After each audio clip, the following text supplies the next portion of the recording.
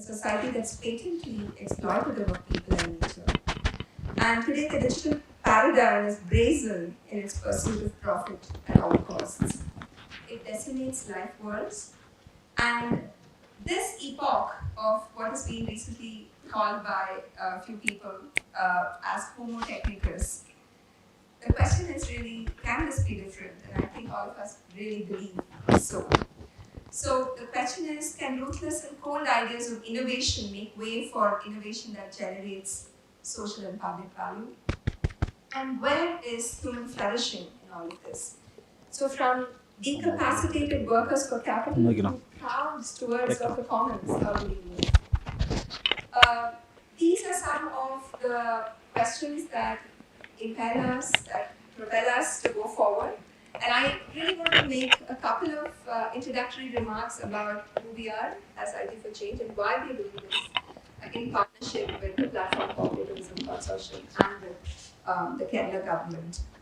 At IT for Change, we've been working for over 20 years on digital innovation, especially from the perspective of those at the margins. And we're really looking to redistribute and work towards policies that can redistribute the value of digital technologies. We believe that production and reproduction spheres have to be realigned so that human flourishing can take place. We believe that the invisible labor of care should not undergird the footloose capital of the gig economy. We've also recently embarked on a wonderful project, and many partners of that project are here, which is to really look at building platform cooperatives for sustainable and feminist global economies. And we are very, very clear that we inclusion. Because oftentimes in the name of inclusion, what we really notice is a kind of assimilation of people, just a kind of adverse incorporation, which is just about adding and stirring. And this too is something we really have to be cautious about, as much as we need to be cautious about open washing. When we talk about cooperativism, solidarity, fraternity, and togetherness, I think we really need to be very careful about what we mean by all of that, and that it is not reduced to a free-for-all opportunism or tokenism. Born digital cooperatives that are here, traditional cooperatives that are here, welcome to all of you. Social enterprises, all of you trying to reap the platform dividend, the opportunities of technologies. We all have a lot to learn from each other, and it's not just about micro practices, but also about meso and macro level insights about an enabling environment. And I think that's where, in terms of collectivist digital innovation, we are really looking to put our finger on that sweet spot, which is called enabling environment. It is befitting then that we are working with the PCC, who have been really looking to the public policy aspects of cooperatives, platform cooperatives in particular, and to KDISC, who has been our partner in this for at least a year. We've done several feeder events, and we've really co-conceived of this process together with KDISC. And this is the state that has made the right to internet a reality. So a couple of years ago, we had a court ruling, after which the state has, in all seriousness, embarked on provisioning the internet as a right. And soon enough, in the coming year, there is going to be a 100% digital literacy benchmark that they also seek to achieve through programmatic interventions and investments. About 8 years ago, we came here to study something, in those days when mobile phones were also not a reality. Seems like very far back. And this is the study of the Sri Shakti portal and how local governance institutions work with women's collectives to democratize information through the internet. We've also since then studied the Kerala Food Platform, which is an exemplar, bringing together traditional cooperatives with new age technologies. What we believe is, like the social model, Kerala can demonstrate a people's digital economy model for the entire world. The iron is hot, and this is the time to strike. Multilateral and national policy needs bottom-up pathways, and we hope that the government will create the enabling conditions for that. It's a privilege to be here. The work that we have done is a labor of love of many, many people, and it's time for us to enjoy the fruits of that labor and dream up many, many collaborative tomorrows. Thank you and welcome all. Again, well, welcome everybody. How's everybody doing this morning? Come on, let's wake up, hey? Yeah, so you will hear from me so much during these 3 days, so I will keep this very, very short. Of course, so good morning, Carola, right? And the conference here, I guess, really started about a year ago in Rio de Janeiro, where we convened our last conference, and Anita Gurumurthy was there. And afterwards, we said, like, well, maybe we should do this in Kerala next year. And after a short moment of hesitation or thinking this through overnight, the next morning, she came back and said, like, let's do this. And so this is how we stand here today. So thank you to Anita Gurumurthy and to IT for Change and to KDISC for their contributions and really super hard work over so many months, and all of that largely invisible, right? Very hard to see all the work that goes into something like that. This event, so I will just keep it on the logistical side because I will just be coming to the meat of the event in the next session. I always thought of these events sort of a little bit like a Brechtian play, right? Where you, Bertolt Brecht, yes?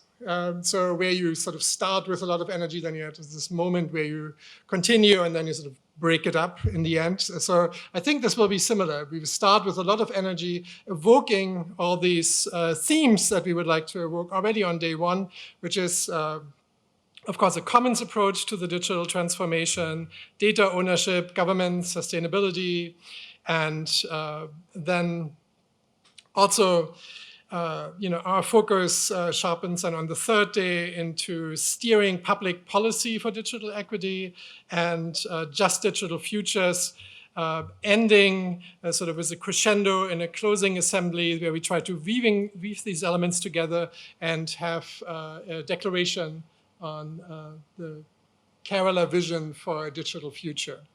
So I wish you all a wonderful three days, meaningful encounters. And I think for me, what's most important here is to learn from past labor struggles and from co-op models to really learn what co-op models have worked in the past here in Kerala, and got more institutions and parties involved in these platform labor issues.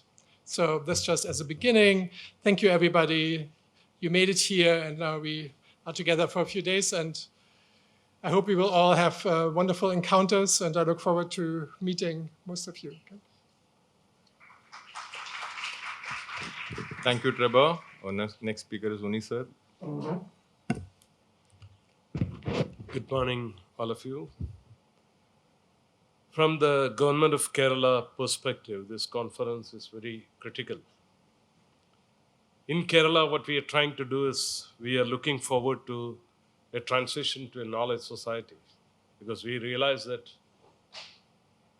we work within the federal system, Indian federal system, within the constraints. We had been trying to look at creating an equitable and sustainable society. So we find that if we want to continue with our struggle for retaining the equitability, there is a need for us to enlarge our production basis. We have to transform our economic system, which is a low productivity, which is in a low productivity, low diversification regime, to a high productivity regime. So we are looking forward to options for that. And the knowledge society is perceived as a sort of the transformative model that we can pursue. When we are looking at this model, looking world over, we also find that the way the industry 4.0 is coming up, the sort of skewness that has been created by the earlier industrial revolutions are being accentuated much more in the industry 3.0, and again in the industry 4.0 it is going to be much more. There are issues of huge vulnerability that are being created which need to be addressed. So we are looking forward to opportunities for addressing that. We also know that there are quite a lot of talk about using innovation, but using innovation for what is also a question. We have a very good startup ecosystem.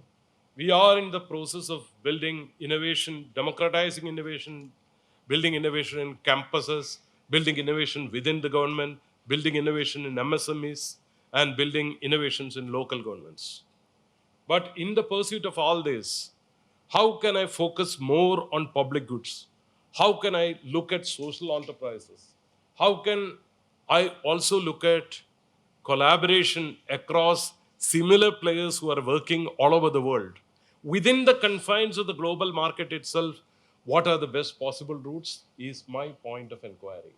I find that world over, there are partnerships which are coming among trade unions, green activists, women, people who are working for women rights, cooperatives, and local governments. This is an interesting sort of, looking at humanity, looking at the future, and looking at how technology is being used. I'm very keen to learn from the people who have assembled here for this conference to see how all of us can create a new future.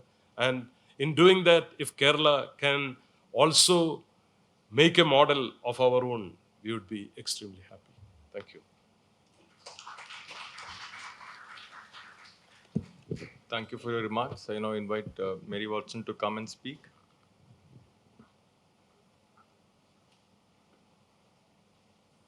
Good morning. I'm Mary Watson, Executive Dean from the New School in New York City. The New School is the academic home of the Institute for Platform Cooperatives, run by Trebor Scholz, who, as you heard earlier, you'll hear more from during this conference. And I just want to say a few words about the role of higher education in the platform cooperatives movement.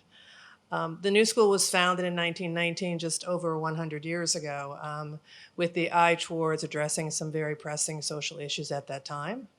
100 years or 100 and few years later, it turns out that those pressing social issues persist, and new social issues have been added to that corpus. For example, the global pandemic we are just now, in some ways, recovering from there also was a global pandemic in 1918. The rising right-wing and conservative approaches to government and labor rights were also true 100 years ago. The concern about climate change was also in its nascent stages. The main point being that we have moved very far in 100 years in educating generations of students about scholarship and community-engaged practice that will change and will affect these pressing problems. So today we find ourselves in a very difficult conundrum. My own personal work is in the connection between human rights and global fashion. And so at the New School in New York, we also home the Parsons School of Design, which has a leading fashion design school. So a colleague and I at the New School had the idea that been working for years in the global supply chain issues. I sit on the International Advisory Board of Social Accountability International, which is a supply chain monitoring and intervention NGO, and am the co-president of a group of universities called the Critical Edge Alliance. So we asked ourselves, why is it that cooperative forms of organizing and cooperative governance is not taught in management or business education or in education more broadly around the world? And so if you want actually for these forms to take form, you have to educate individuals that it's even a possibility.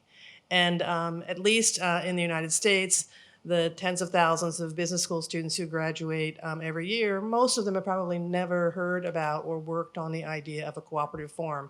It's not that friendly in the government in the US in the way that it is here in Kerala in terms of government support, so we very much appreciate what you're doing here.